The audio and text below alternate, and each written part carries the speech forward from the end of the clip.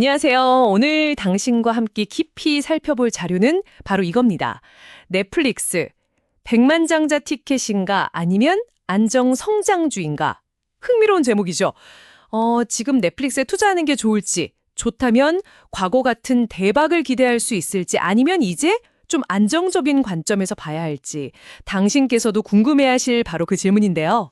네, 아주 시의적절한 질문이죠. 이 자료를 토대로 핵심만 한번 쏙쏙 뽑아보겠습니다. 그 전에 정말 놀라운 이야기부터 시작해볼까요?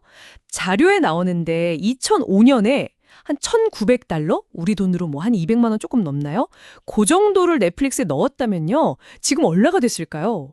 100만 달러가 넘는답니다. 와, 100만 달러. 네, 수익률로 따지면 무려 54,700%. 이게 뭐 거의 숫자로만 존재하는 느낌인데요. 그렇죠. 정말 전설적인 수익률이죠. 자, 그럼 그렇게 대단했던 넷플릭스가 지금은 어떤 모습일지 한번 본격적으로 파헤쳐보죠. 뭐 다들 아시다시피 DVD 빌려주던 회사가 이제는 뭐 전 세계 스트리밍 시장을 꽉 잡고 있잖아요. 2024년 말 기준으로 보니까 유료 가입자가 3억 200만 명을 넘었더라고요. 3억 명. 어마어마하네요. 네, 2019년 말과 비교하면 81%나 늘어난 숫자래요. 정말 엔터테인먼트 산업 자체를 그냥 뒤흔들어 놓은 거죠. 맞습니다. 근데 여기서 주목해야 할 점은 넷플릭스가 단순히 덩치만 키우는 게 아니라는 겁니다. 성장을 계속하면서도 어떻게든 수익성을 개선하려고 끊임없이 전략을 바꾸고 있다는 건데요. 아, 전략을 바꾼다. 구체적으로 어떤 것들이죠? 자료 분석을 보면 예를 들어 아시아나 아프리카 같은 이제 막 크는 신흥 시장에서는 가입자를 늘리는데 집중하고요. 반대로 미국이나 캐나다처럼 이미 좀 성숙한 시장 있잖아요. 거기서는 이제 가격을 올리는 방식으로 매출을 극대화하는 거죠. 아, 시장별로 다른 전략을 쓰는군요. 네. 그것뿐만 아니라 광고 기반 요금제 그거 도입했죠. 또 계정 공유 단속도 하고 심지어 최근에는 라이브 스포츠 중계까지 영역을 넓히고 있잖아요. 네네, 맞아요. 그 소식 들었어요. 그러니까 정말 다각도로 수익을 늘리려고 노력하는 모습입니다. 그런 노력들이 실제 성과로도 이어지고 있나요? 숫자로 좀 보여지는 게 있을까요? 네, 그럼요. 2025년 1분기 매출을 보면요. 작년 같은 기간보다 12.5% 증가했고요. 더 중요한 건 영업이익률인데 이게 벌어들인 돈에서 비용 빼고 실제로 남는 비율이잖아요. 이게 2024년에 27%였는데 2025년에는 29%까지 개선될 걸로 전망되더라고요. 오, 29%면 상당히 높은데요? 그렇죠. 사업 모델이 아주 효율적으로 잘 돌아가고 있다는 뜻입니다. 경쟁사들하고 비교하면 어느 정도 수준인가요? 예를 들어 디즈니 플러스 같은 곳이요. 아, 그 점도 흥미로운데요. 디즈니 플러스나 훌루 같은 경우는 2026년에 가서야 영업이익률 10% 달성을 목표로 하고 있거든요. 2026년에요? 와. 네. 근데 넷플릭스는 이미 2018년에 그 수준을 넘어섰어요. 이야, 격차가 상당하네요. 역시 수익성 면에서는 뭐 따라올 자가 없는 건가요? 현재로서는 그렇죠.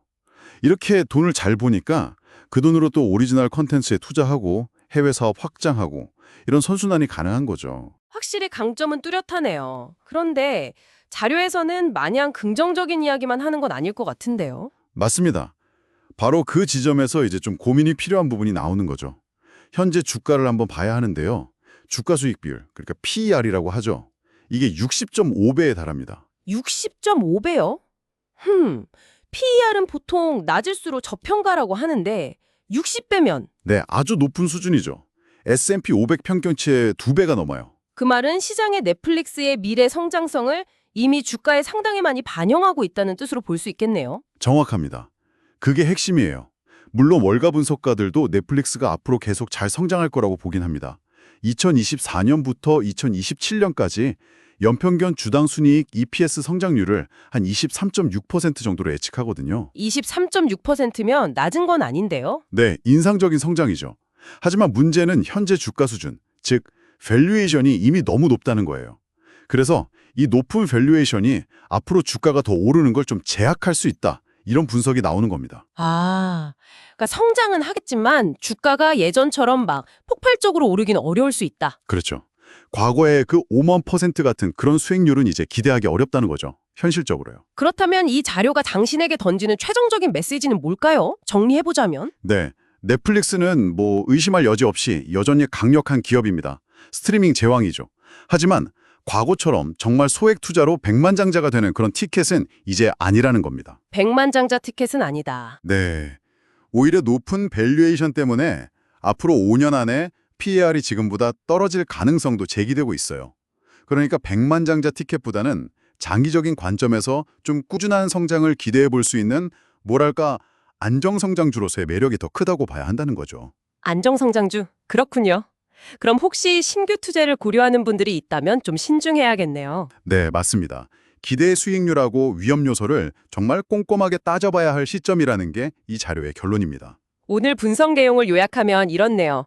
넷플릭스, 스트리밍 시장의 절대 강자 맞고 과거에 투자한 분들에겐 정말 엄청난 성공을 안겨줬다. 하지만 현재 주가는 미래의 성장 가능성을 상당히 많이 반영해서 아주 높은 수준이다. 그래서 앞으로 안정적인 성장은 기대할 수 있겠지만 과거와 같은 폭발적인 수익, 즉 백만장자 티켓을 다시 기대하기는 어렵다. 이게 핵심이군요. 네, 정확하게 요약해 주셨습니다. 마지막으로 이걸 듣고 계신 당신께 이런 질문을 한번 던져보고 싶어요. 이 자료에서 다룬 여러 전략들이 있잖아요. 광고, 게임, 스포츠 진출 이런 것들. 이런 것들 외에 넷플릭스가 지금의 독보적인 위치를 계속 유지하고 또 성장하려면 앞으로 어떤 좀 예상치 못한 혁신이나 전략적인 카드를 꺼내들 수 있을까요? 아니면 그냥 지금처럼 영역을 넓혀가는 것만으로도 충분할까요? 이 질문에 대한 당신의 생각이 어쩌면 미래 넷플릭스의 가치를 예측하는데 중요한 단서가 될지도 모르겠습니다. 흥미로운 질문이네요. 한번 생각해 볼 만한 문제입니다. 오늘 저희와 함께 이 흥미로운 넷플릭스 분석을 깊이 있게 탐색해 주셔서 정말 감사합니다.